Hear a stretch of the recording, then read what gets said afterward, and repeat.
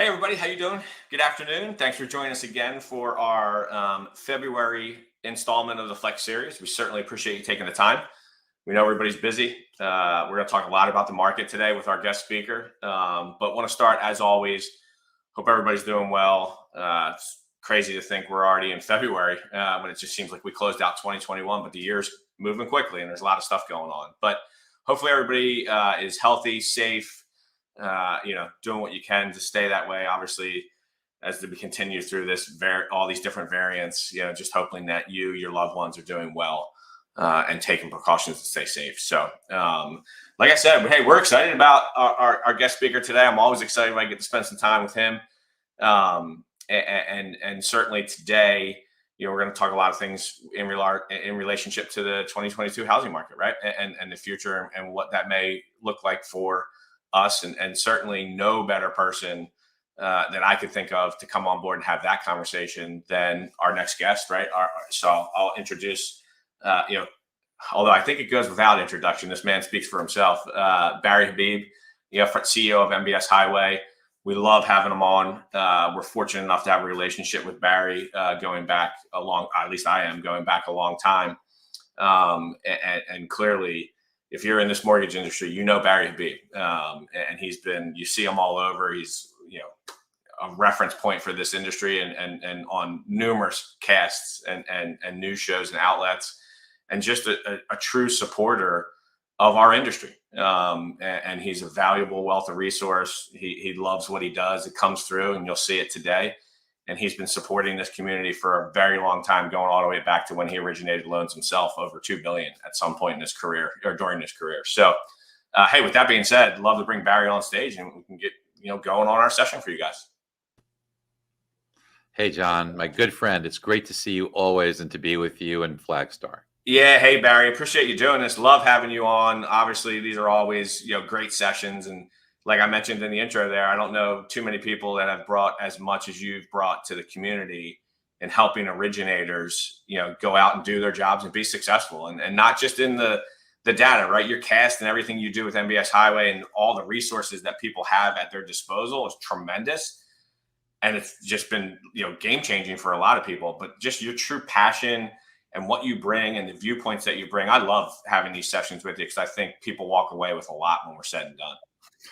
Thanks, brother. Thanks. It's an exciting time for sure. There's so much at stake right now. So I'm sure that people that are watching are wondering, what is about to happen with interest rates. We've seen a big move higher. There's so much talk about what's going on with the Fed. How about housing? Does housing get affected by higher interest rates? People have been talking about a bubble forever. Fortunately, we've been on the right side of it for a long time and advising people correctly as to what's going on with the housing market. So I think we'll be able to cover and address all of those big questions that you have today. But the big one is, what does the future hold for us as an originator? How do we position ourselves to combat this increased level of competition? Hey, a lot of companies out there, they're down over 50% on refinances. They're coming after your purchase business. What's going on with a lot of fintech companies that are coming after you? So how can we build a moat around our business, grow our business, increase market share, all with some of these potential headwinds? How do we turn those headwinds into advantages for us? So we're going to cover that today. That's right. And look, excited about it, right, Barry? Let's get right into it. So first of all, I think a lot of people are watching interest rates rise. They want to know, okay, are we headed for much, much higher rates? What is driving interest rates?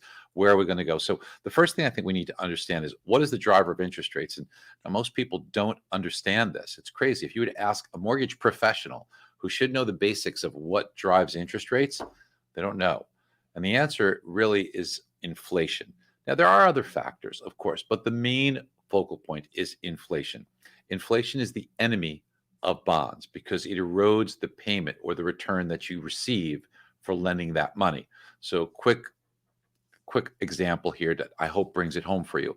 If John were out lending money and he has big fund and he's lending out money that he's responsible for, and John gives me a mortgage, and every month I make John a payment of $2,000 per month.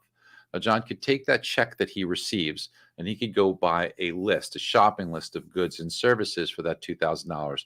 He does the same thing next month, does the same thing the month after, the same thing the month after. But over time, he discovers that while I'm still writing him a check that says $2,000, while he still receives it and gets $2,000 in money, it isn't buying him the stuff he used to. And the reason is, as you know, is inflation. Inflation causes prices to rise, which means I can't get everything that I used to.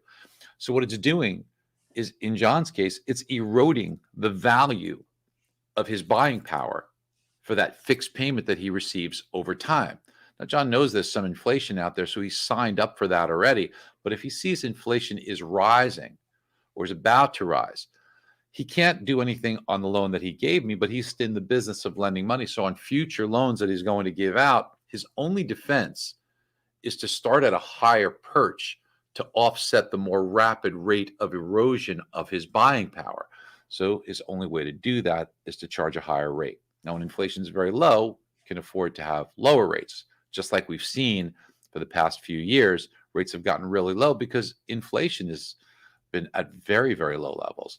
But we have seen inflation rise now from a little over 1.5% to now over 7% if you measure it by the headline CPI. And that causes a lot of misery. There's actually something called the misery index. So when your costs are rising at a higher rate than your income's rising, that means that you're spending more at a faster rate than you're able to get increases to offset that. Your standard of living is actually going down. And that makes people unhappy. So the Fed is supposed to keep price stability. That's one of their mandates. It should be their only mandate. It should be the most important one. But the Fed has mismanaged this. The Fed has done a terrible job. And what I'd like to do is let's take a look at what we can expect in the year ahead, how we can position ourselves from both an interest rate side and the real estate side. So I want to share my screen here, John. And what I'll do is we'll go over with everyone what to look forward to in 2022. And John, you just tell me if you could see my screen. And when you can, just let me know. It is coming up now. Can see it right now, Barry. All Market right. forecast 2022. There you go. So the big factors this year is going to be the Fed. The Fed's going to play a major role in 2022. Now, they've already said they're going to start tapering their purchases, but they're still buying mortgage bonds. And not only that, but they're buying a lot more than most people think. They thought they were buying about $40 billion in mortgage-backed securities, and they were also buying about $80 billion a month in treasuries. They said they're going to slow these down, but the thing is that they're still buying like another $70 billion in runoff that would have normally occurred. What does that mean? They're holding almost $9 trillion in bonds. As people make principal payments, just like part of your mortgage payment is a principal payment, that would normally reduce what's owed. If you refied somebody and the Fed were holding that mortgage, the Fed gets that money, it would normally reduce their holdings. Somebody sells their home and pays off their mortgage, it would reduce their holdings. But instead of allowing that, the Fed is making repurchases. And that's been the dirty little secret. We were one of the only ones who talked about it and exposed it. But now more people are talking about it. That was to the tune currently of $70 billion a month. So the Fed's talking tough and saying, hey, we've got to fight inflation. We're going to start hiking rates. But they're making purchases in excess of $100 billion a month in mortgages and almost $80 billion a month in treasuries. So this is kind of like putting out fire with gasoline. They're an arsonist and they want to turn firefighter. And it's so stupid, in my opinion, John, because what the Fed is saying here is that, well, we got to start hiking rates. We got to fight inflation. We're going to start tapering. But that's like saying I need to go on a diet really, really bad. But I'll start in a couple of weeks. I'll start in a month. And until then, I'm going to eat every piece of junk and chips and cake and candy and sugar and carb that I can until then. That's right. It's an insane mentality. Only with the Fed can you have this insanity. So we know that all this affects the markets, interest rates, housing, everything. Now, when we look at what's going to happen in 2022, let's understand the Fed has 19 members, 12 of whom have the power of voting on policy. Now, every year, there's a rotation amongst the voting members. 4 leave, having the ability to vote, and 4 gain the ability to vote. So there's a rotation. When you look at the composition of the outgoing 4 versus the incoming 4, the Fed should be slightly more hawkish, a little bit less accommodative.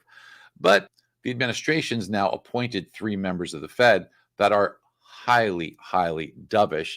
So even though they may not vote initially, the composition of the Fed is going to be uh, overall more dovish and probably less willing to have the resolve to continue with their plan. They're talking tough now, but just like in 2018, they talked very tough. As soon as the stock market threw a hissy fit, they got scared and they backed off. Now, you remember 2 weeks ago, the Fed talked about runoff, and what did the stock market do? The stock market really got jittery and scared, and then the Fed tried to back talk it. Well, we don't know if the Fed's going to have the resolve to do this. We know they should have hiked sooner, but they use this word transitory, and they now admit they were wrong. We said all along that this is not transitory. Inflation is a sticky thing, and it's a hard thing to manage, and they've seen it rocket higher. I think it will be very helpful for us to take a look at what's happened historically. Now, Mark Twain said that history does not always repeat itself, but it tends to rhyme. And I'm a big believer in that. And if we don't pay attention to history, we lose the ability to forecast correctly and watch out for the potential pitfalls that others went through. So let's look at history. It's really important. Now, this guy here, Arthur Burns, we go back to the 1970s when he was the Fed chair. And he looks kind of smug, doesn't he? He was. He thought he was right. He thought that inflation, although it went from 7% to 14%, he thought it was, get this, transitory. Well, same exact word, same exact blunder.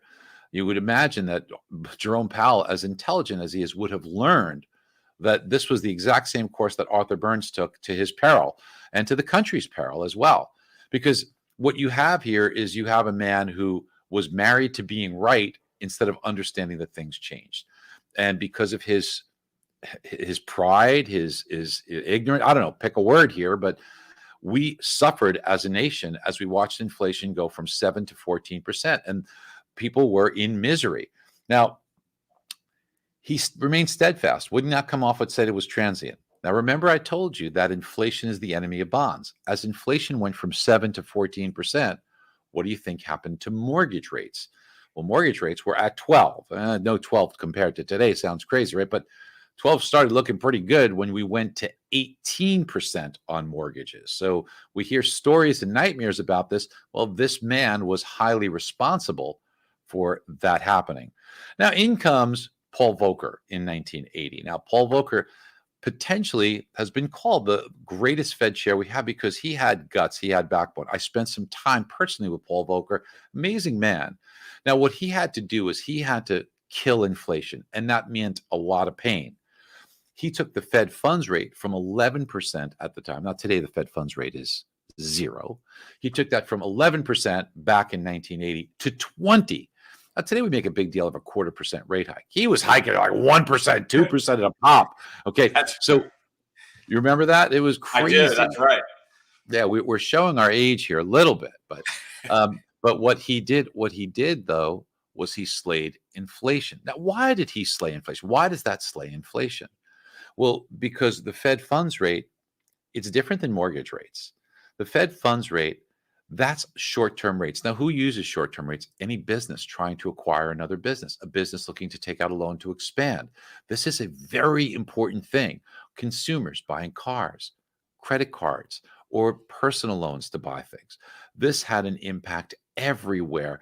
And because money became more expensive, it slowed the economy, which slowed inflation. Inflation dropped from 14% to 5%. And because inflation dropped, mortgage rates dropped from 18 to 12%. You see, the misconception is when the Fed hikes rates that mortgage rates go up. It's the exact opposite.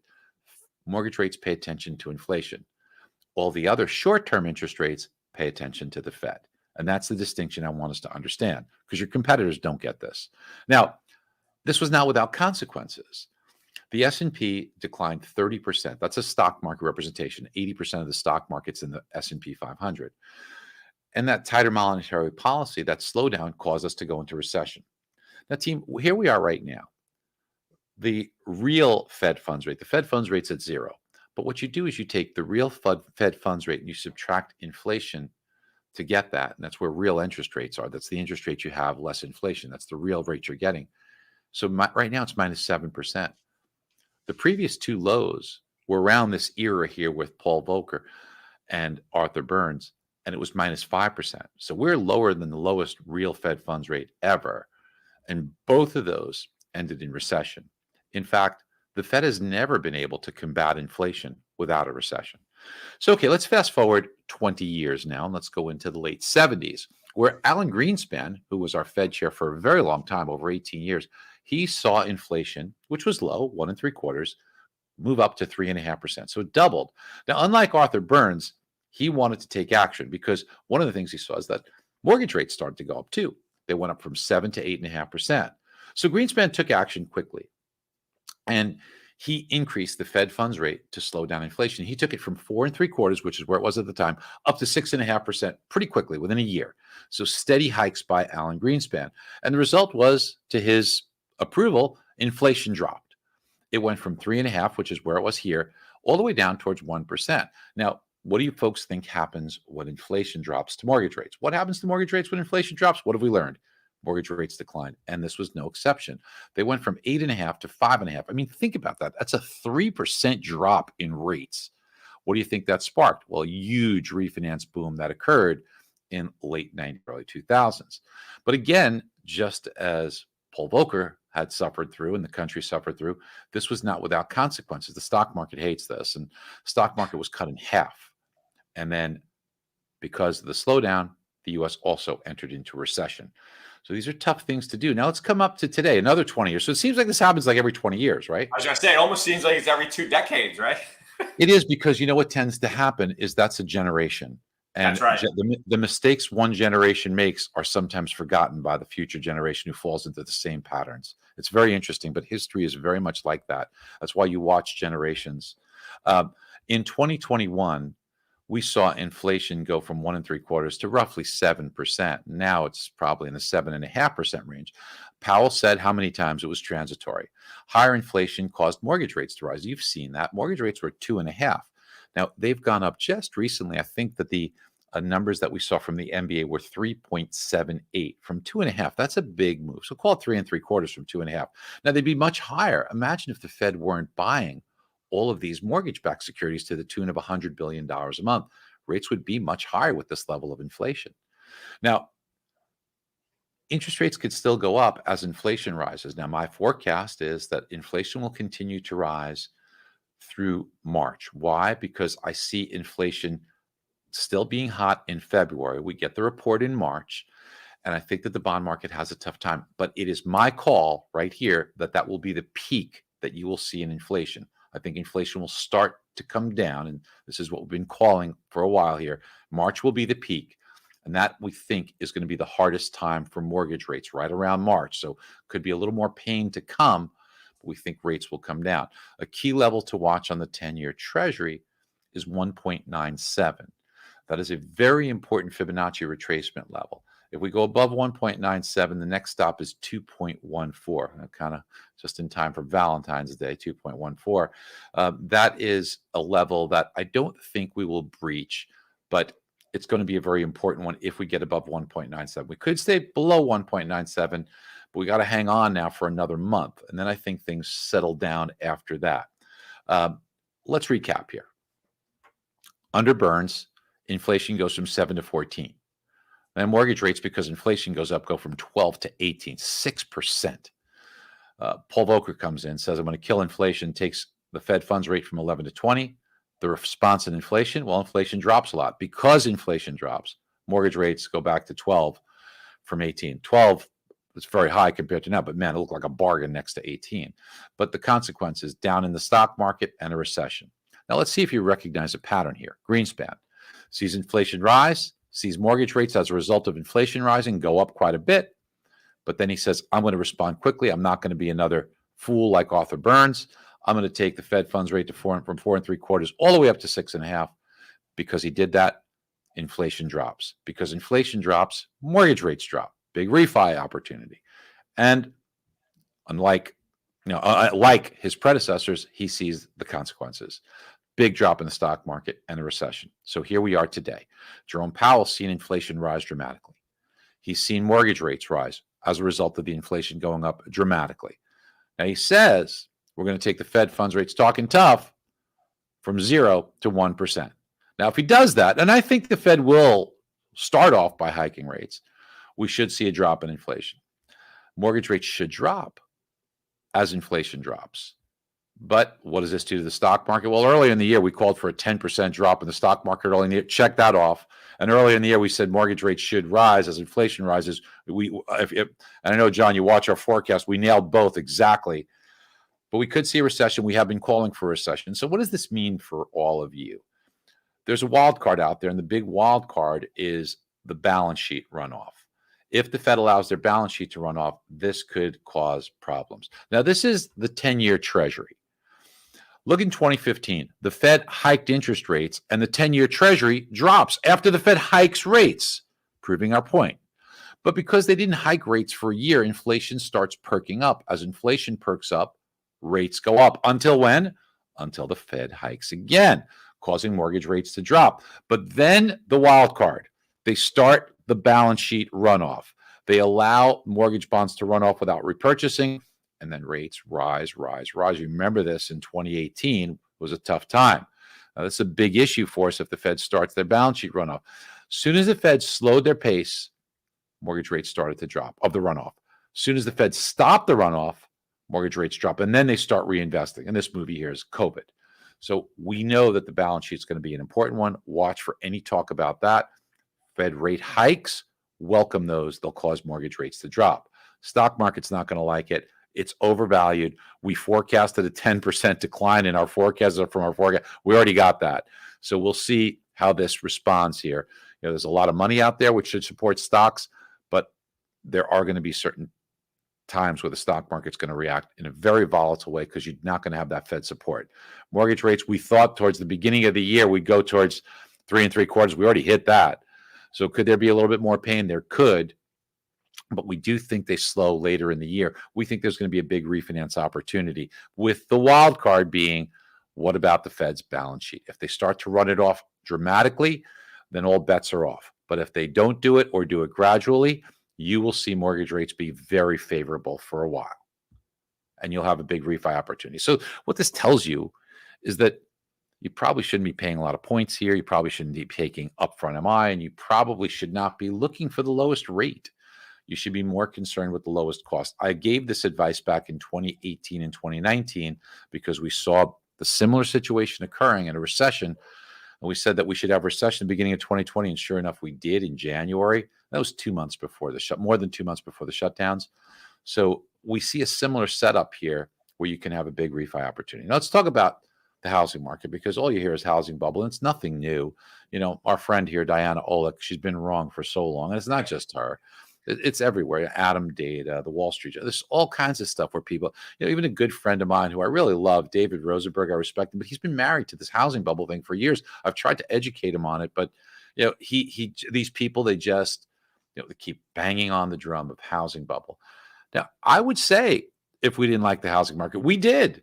In fact, back in late 2000s, in 2006, we didn't like the housing market. We didn't like what was going on. In fact, I had a company called Mortgage Market Guide that I sold because we didn't like what was going on. So it's not like we always think the housing market's good, but we look at the actual factors. And it's just my opinion that people don't go deep. What we're going to do is take you behind the curtain and how we feel about the housing market and what we see ahead. And it's important that you guys explain this to your customers and your real estate agents who don't know how to handle this, because a customer is going to ask you, hey guys, I'm hearing a lot of bad stuff about the housing market. What's going on here? Is there a housing bubble? Rather than say, well, I think the market's good, what your realtor or mortgage guy or gal would say, let's break it down. So first of all, this is nothing new. Okay, back in 2014, Diana Olick, and by the way, there are hundreds of these that you could pull up. I just grabbed a few. This was back in January 2014. She says, we're building too many homes. Bad for housing. Well, obviously, we know that that's not the case.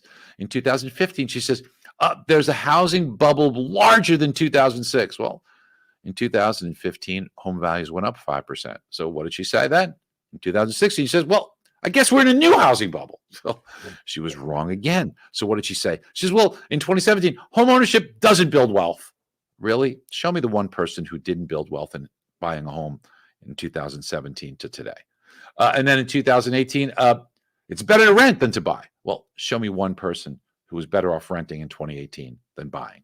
And then in 2019, Housing market's about to shift in a bad way for buyers. Well, it was only bad if you didn't buy and you listened to Diana Olick.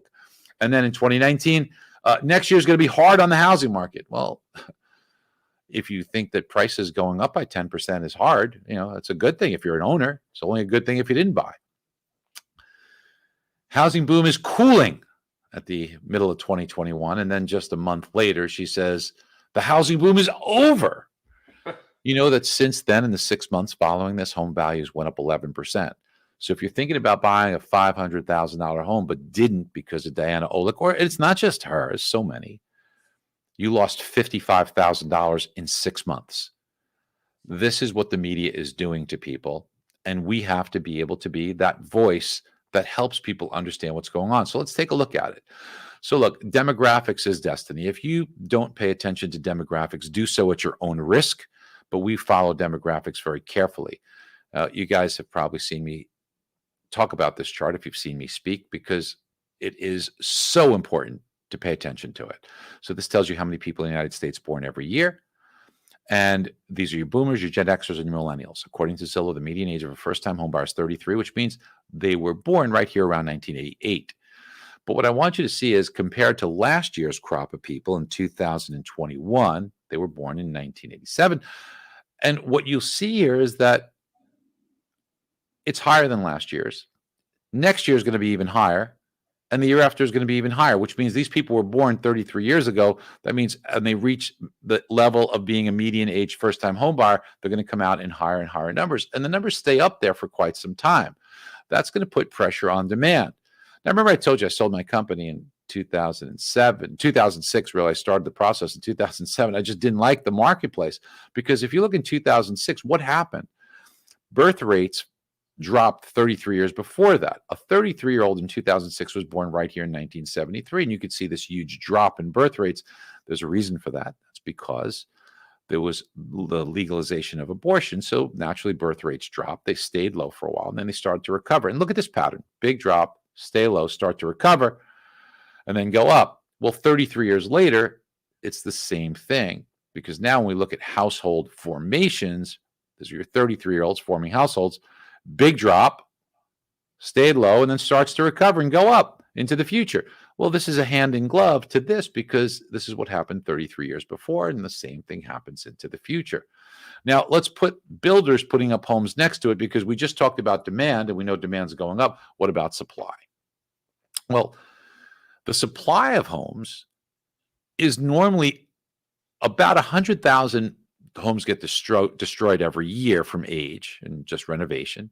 So builders putting up more homes by about 100,000 than the amount of households being formed is kind of like a balanced area anyway. So if you see that like it is here or here, it's okay. But look what happened in 2006, exactly 33 years after abortions were legalized. Well, household formations naturally going to drop. But builders didn't get that memo. They put up more homes than they ever did, about 2 million homes. And this caused a huge imbalance in the housing market. And then 2007 clearly exacerbated that. And then by 2008, you had a full-blown housing bubble. And by 2009, it was a mess. Today, if you want to know why home values are going up, why there's no inventory, look no further than what's happening lately. Because you have more households than builders are putting up. And this is consistent here for the last 5 years, going to be 6 years where you're going to have more households. So too much demand, not enough supply causes home values to go up and no inventory. It's that simple. And the pace of purchases is showing that. You could see we're at a record high in purchase activity right now. Now, you may say, well, Barry, it doesn't look like a record. I kind of think it is because this is the COVID shutdown naturally, so nobody doing anything. This just kind of is pent-up demand that made up for this. But if you figured that it would smooth it out, and where we are today is really the highest ever. And meanwhile, inventory is at the lowest ever. If people want to compare this to bubble times 2006, 2007, okay, but look at inventory, 3.7 million units for sale. Today, look at inventory, 900,000 units, less than 1 million units for sale. So you have, and this is the seasonal roll in inventory. This is your natural roll every year in inventory. And notice how it just gets lower and lower and lower and lower in inventory. That's because we're not getting the supply and demand's increasing. So inventory is going down. That supports prices. And look at what's happened through population growth. In 2007, if you want to compare, well, there was 116 million households back then with all that inventory. Today, everybody lives under 128 million roofs, 116 million, 128 million roofs. So you have 12 million more households and 3 million fewer homes. Somebody might say, Barry, wait a minute, but prices are going up, right? In fact, if you take the peak of that bubble in 2006 of home prices, we're 41% above that today. It's got to be a bubble, right? Well, team, when it comes to affordability, yes, the price matters, but so does interest rates and so does incomes. So let's tie it together.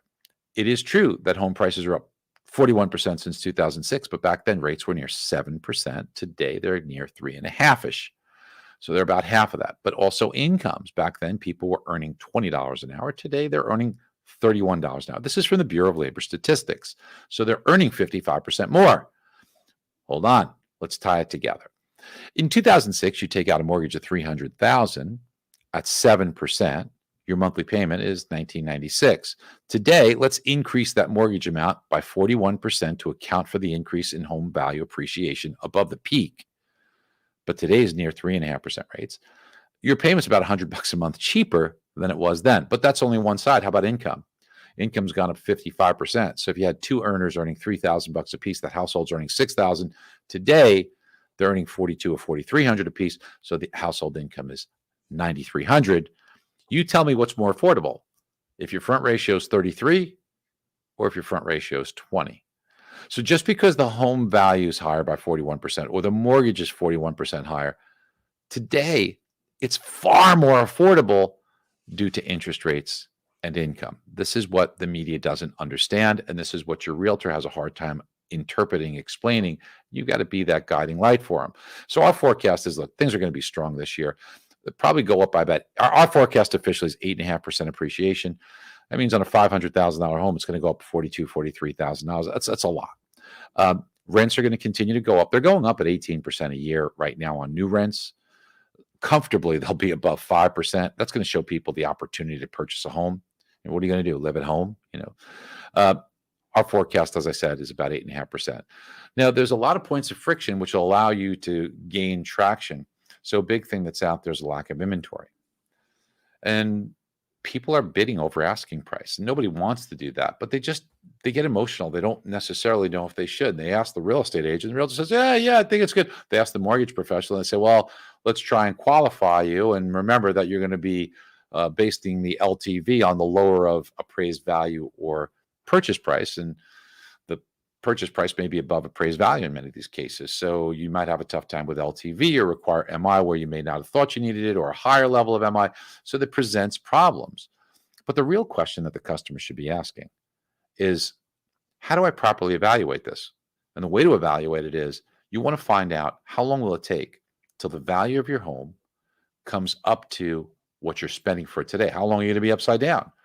And you have the ability to do that today by taking a look at forecasted appreciation in every marketplace. Now, we have this in MBS Highway, makes it easy. Just put the MLS number and it does it all for you. So we have an AVM within MBS Highway as well. And on the AVM, in this real life example, it was worth $800,000.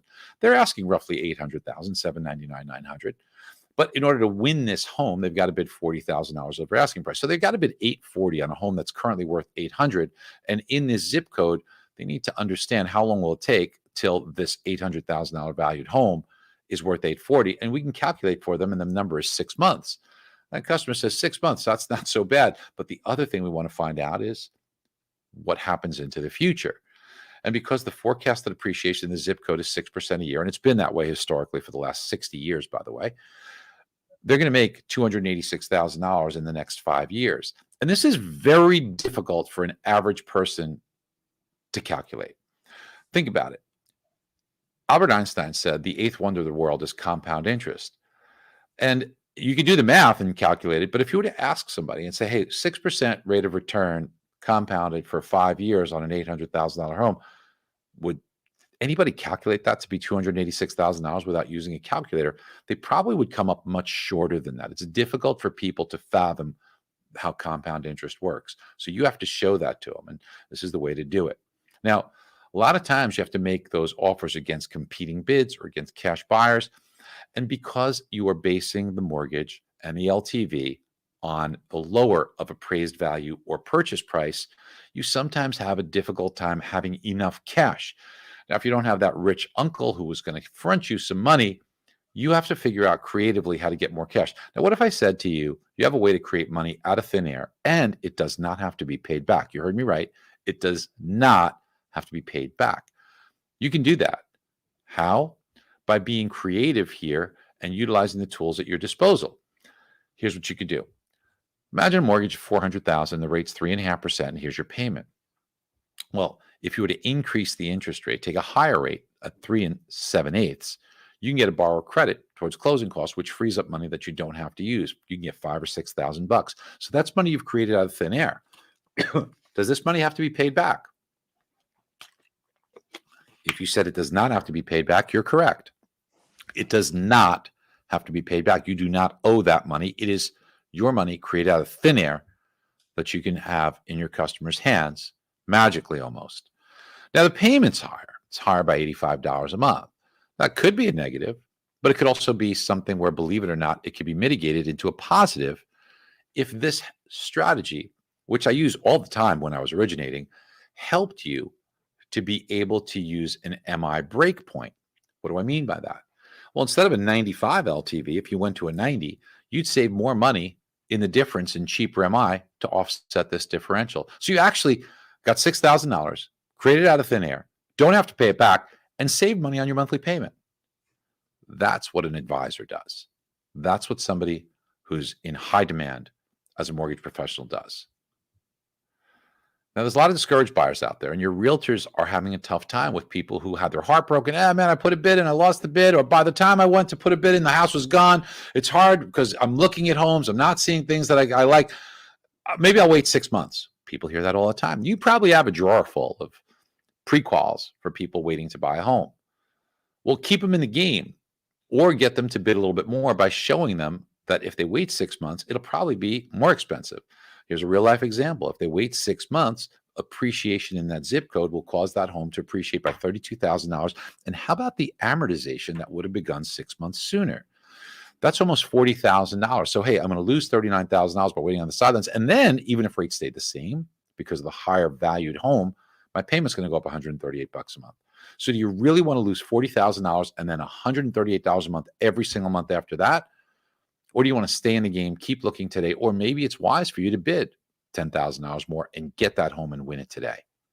Realtors love this. Co-brand it with them. We allow you to do that. And then there's the real estate report card, which you should be doing on every single transaction. Just pull it up from your phone and just send this to them and co-brand it with your realtor, which tells them all the demographics, tells them historical appreciation for the last 60 plus years, what it's been, what it looks like it's going to be, what the value of their home would increase and how it gets there every year, the demand of household formations. We have the builder data. How many renters are there? How many are able to purchase a home but are still renting? What's happening to jobs, incomes, unemployment? And this is the big one because we show them affordability. Now people say, oh, homes have gone up, but it's affordable. If you look at the affordability index in the zip code, it hasn't changed since 2014. Of course, home values have gone up a lot, but so have incomes. And interest rates have come down, which means affordability stay the same. This is a huge point to show your customers. Now, we are seeing slower refinances according to the MBA. They say it's down by 53% from 1 year ago. Now, true, refinances were out of hand back then, so you could still do a healthy amount, but perhaps you're feeling a bit of a slowdown and you'd like to get more refinance business. Well, you can do a lot more refinances regardless of what rates do. Look, let me give you a crazy example, right? Let's say your rate today was 4. Now, I know you're not at 4, but let's say it was at 4. Let's say all your borrowers that you're talking to are at 3. So first of all, it makes it difficult for them to refi, but let's even make it worse. They bought their home 3 years ago with a 20% down payment, which means at an 80 LTV, there's no MI. I can't save them MI. Their rate's going to be 1% higher. And hold on a second, maybe you've heard this objection. I've got 27 years left on my mortgage. You want to take me to a 30-year, which means now I'm starting all over again. And let's say I had another, if this wasn't bad enough, another obstacle.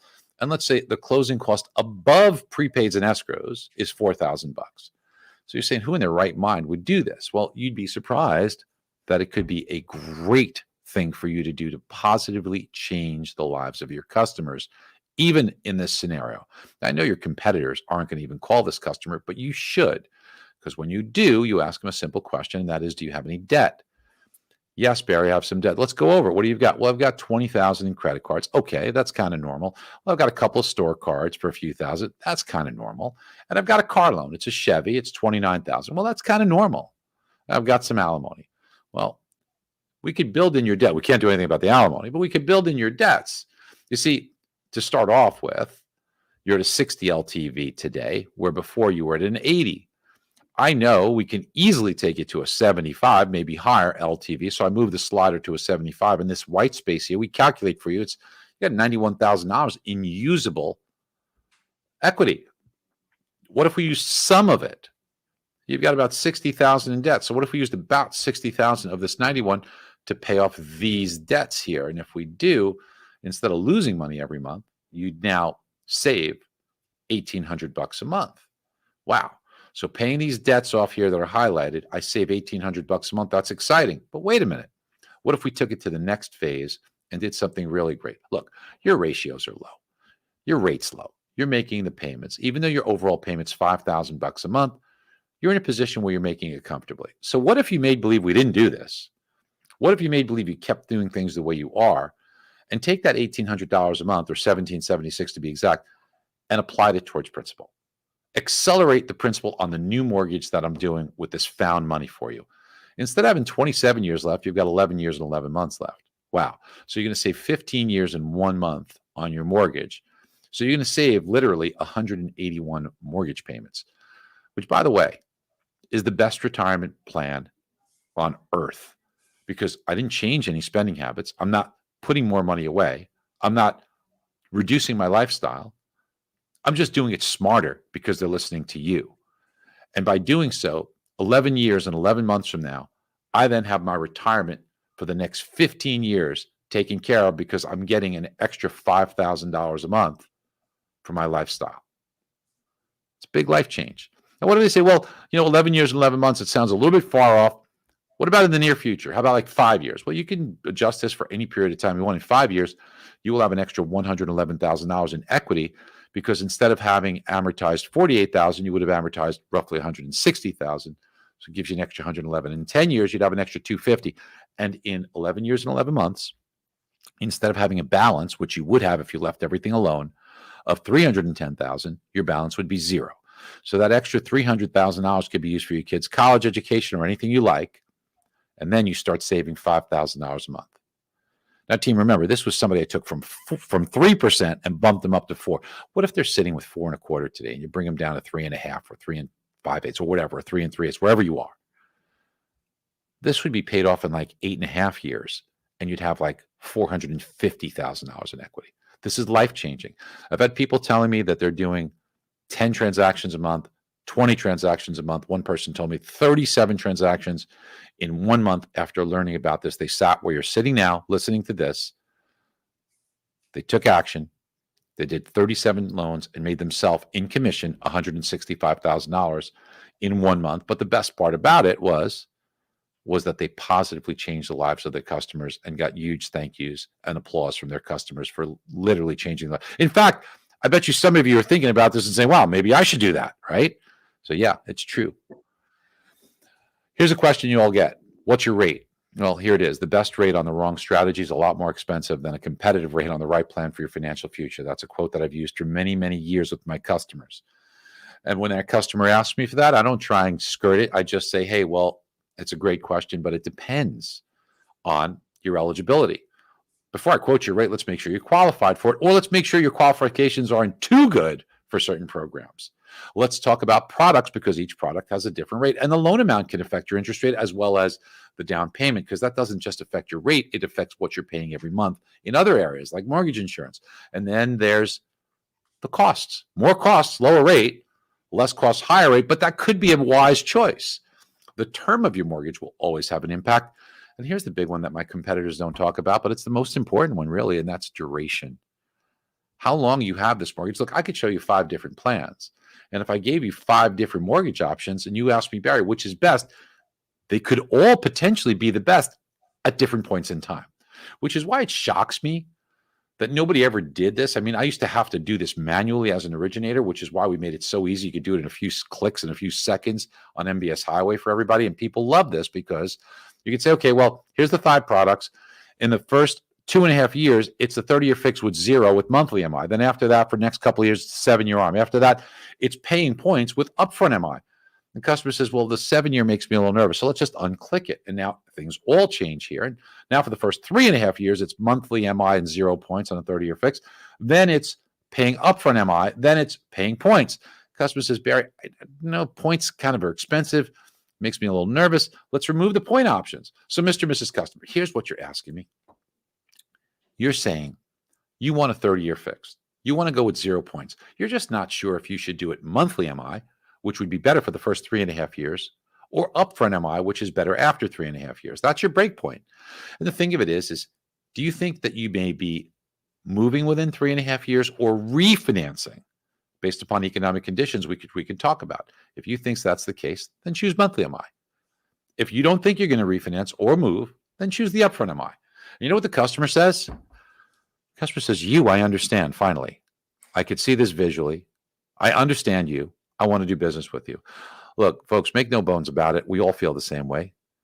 People fear what they don't understand, and people tend to hate what they fear. Why make it hard for the customer? Crush your competition so they see you and they understand you.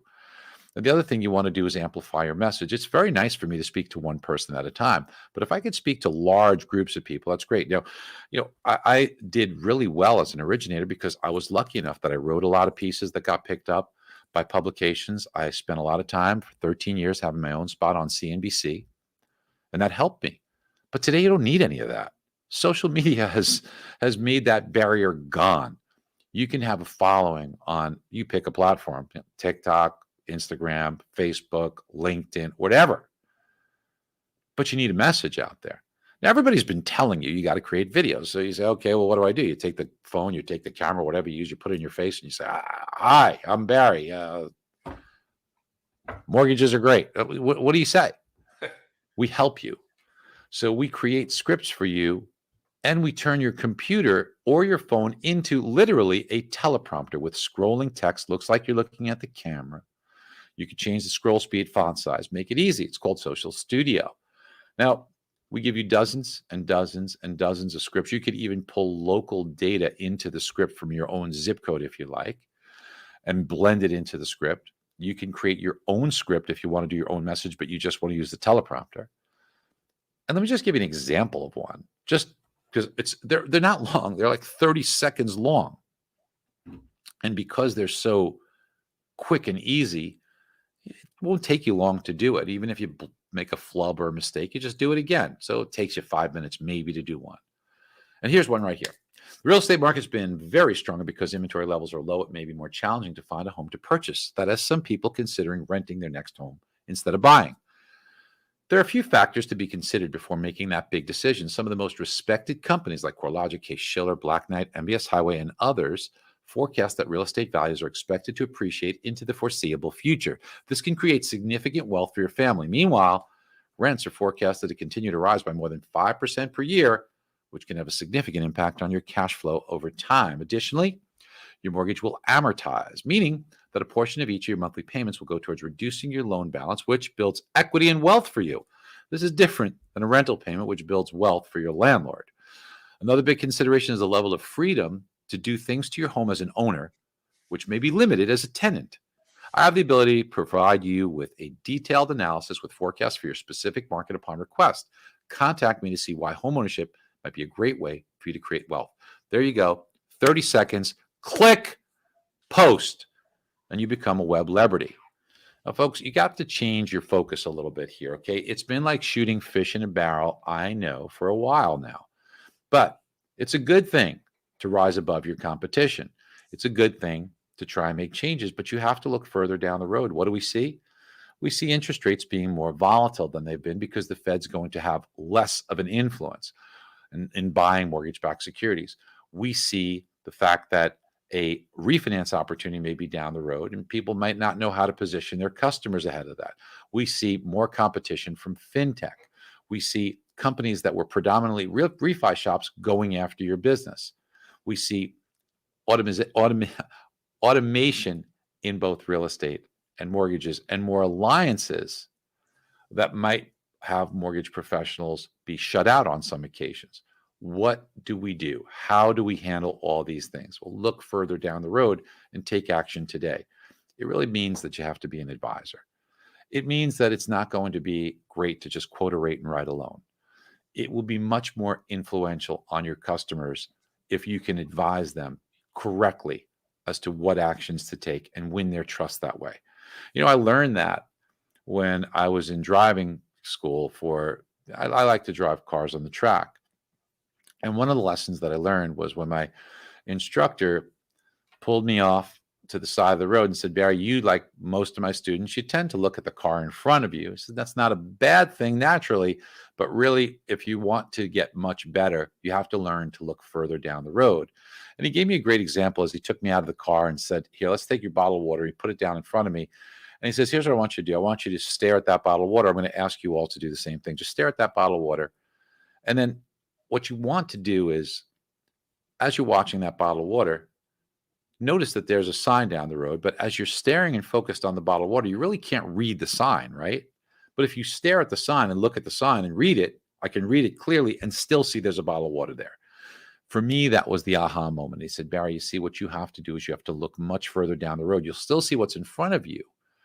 But when you do, if you're on the track and you're watching the car in front of you, you're not going to be able to see the apex of the turns, how to position yourself, how to gain more speed.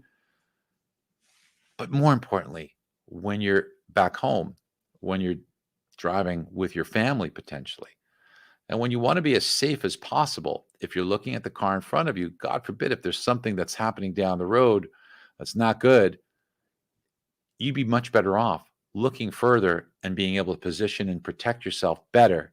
You don't have to rely on the person in front of you's reflexes. You'll see it before they do. And that's an important lesson for all of us. But in business, it's the same. Don't just look right what's in front of us. Look what's about to happen and take the steps necessary to be that advisor. I hope that you were able to gain some new things from today's talk that can benefit you. But if you really want to take the step on being a true advisor, one of the things Flagstar did for all their account executives is they made sure they went through the CMA course because they wanted them to be the best they could be. And we've got a huge discount thanks to Flagstar for you guys. And it's go to becomecma.com, put the code Flagstar in, and you'll save $400. This is a life-changing course that will help you understand why you're getting beat by these fintech companies with APR because they're manipulating it and how to prevent that, how to read the charts, how to be able to build a portfolio, how to make better evaluations and decisions, really understand the Fed, understand the markets, understand everything that a true mortgage professional advisor should understand, and how to really beat your competition. And a lot of the things you saw me do today were in MBS Highway. And MBS Highway is an amazing tool for you to use. It's normally $200 a month, and it's a steal at that because you'll think about just recently, not having us alert you to the market changes and saving you and your customer. How much frustration, heartburn did that cost you? $200 would have been a bargain, all the headache that you had, plus all the tools that we have that you saw today. But because of Flagstar, we're going to discount that significantly. So it's like $119 a month, or if you want to save even more money, it's $11.99 for the year, less than $100 a month. I mean, it's compared to what you can get for $100 a month today. This is a way to build your career. And if you say, hey, look, Barry, I want to do both. Well, go to MBS Highway and put in the code ALLFlagstar, and you'll save $1,600, and you get the whole thing for $2,400. Now, by the way, before I do, hold on, because just in case, this was mbshighway.com, code Flagstar. This one is becomecma.com, code Flagstar. And then if you want both, go to mbshighway.com and say all Flagstar, and you'll get both. John? Yeah. Thank you so much. I thoroughly enjoy spending time with you and hope that this was meaningful for everybody watching.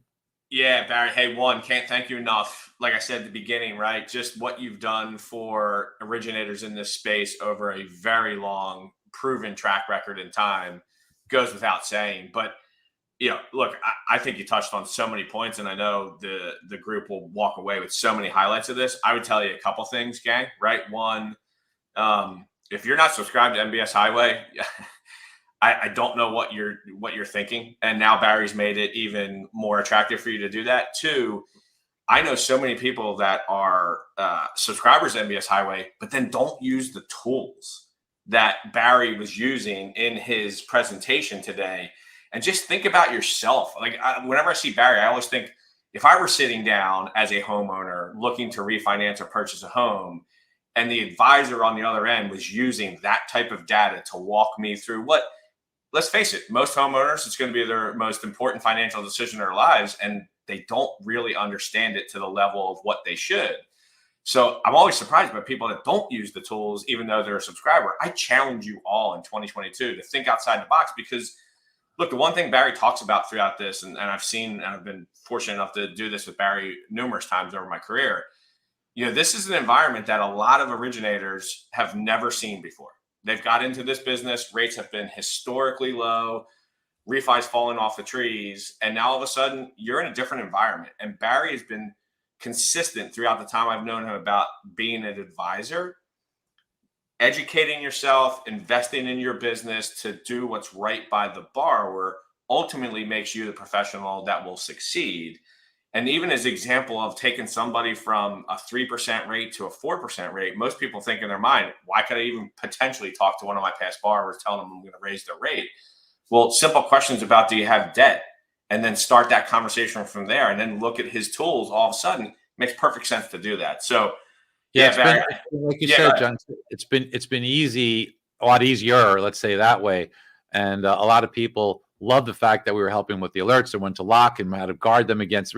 So they've been using that, but there hasn't been a need. Now, a lot of people do use many of those tools all the time. Absolutely. But some people are saying, well, the business is just coming in more than I can handle anyway if I lock them properly. But now people are doing exactly what you said. They're really exploring ways to improve their business and increase their business. And it's a funny thing, John, because it happens slowly, right? Business slows down a little bit, but you're still so busy with the pipeline and closing, and the checks are still big. But then what starts to happen is when that really slows down, that's when people start to look for other areas, which means please be on the lookout, because many of those individuals who are doing a lot more refinances might now be coming after your business. Let's build a moat around yourself and help do those tools with real estate agents, do that co-branding, help them with more business, and that'll protect you and insulate you from those other individuals that are, it's kind of like Braveheart, where they're all coming over the hill for the realtors, Well, and hey, look, and before I let you go, Barry, one thing I would tell everybody, the concept at the end of Barry's presentation today around using MBS Highway in regards to your social presence and the content, and then, I mean, they have done that in such a way it could not be easier for you to jump in, right? Like, we get questioned a lot, Barry, on like the social media content. How do I start? What platform should I be on? That, what you just saw at the tail end of Barry's presentation today, makes it so easy for you to jump in and get a following. I don't know why you wouldn't do it, right? And that's where you have to be, right? You have to meet your borrowers where they are, and they're consuming so much information online through those type of social feeds. What better way to get your message out as an originator? Read for 30 seconds and you're done. That's right. So, hey, Barry, again, look, I can't say it enough. Thank you so much. I know we try to bring value to our business partners, and whenever you're on, I think there's just so much that they can walk away with to sharpen their skills, sharpen the pencil, and move forward. So I can't say thank you enough for doing it, brother. No, thank you, my good friend. It's always great to see you, be with you. Thank you. Thanks, man. Be well. Appreciate it, Barry. Bye. All right, gang. Hey, can't say thank you enough. Obviously, there's a ton of information in there. Feel free to watch this again after you see it today. It's out there. You can continually reference it and go back to it and look at sections. And look, I think it's about sharpening your skills, right? More than ever in the environment that we're going in. Barry obviously listed a lot of things that are going to be challenging in 2022. And as we move forward into 2023, but there's so many opportunities that exist. Don't let others control the narrative or the perception, because I think, as he has showed in a couple examples from the media, they tend to get it wrong, right? And that, a lot of times facts don't sell, right? It's not the sizzle. So, hey, more than ever, sharpen your skills. And there's certainly a lot of information out there with Barry and his team.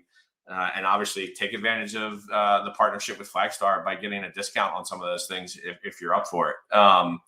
And then I would tell you on our next series in March, we're having Suleiman Ahmed come on, and it's actually interesting. He is the co-founder and principal educator of Servo Annex. Really interesting because it kind of flows to the end of what Barry was talking about.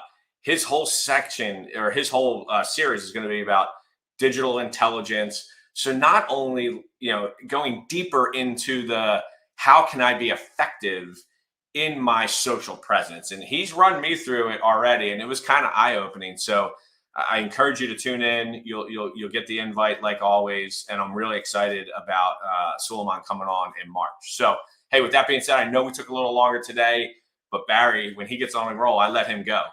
So again, thank you so much for the time. Appreciate your business. Appreciate the partnership with Flagstar. Make it a great day.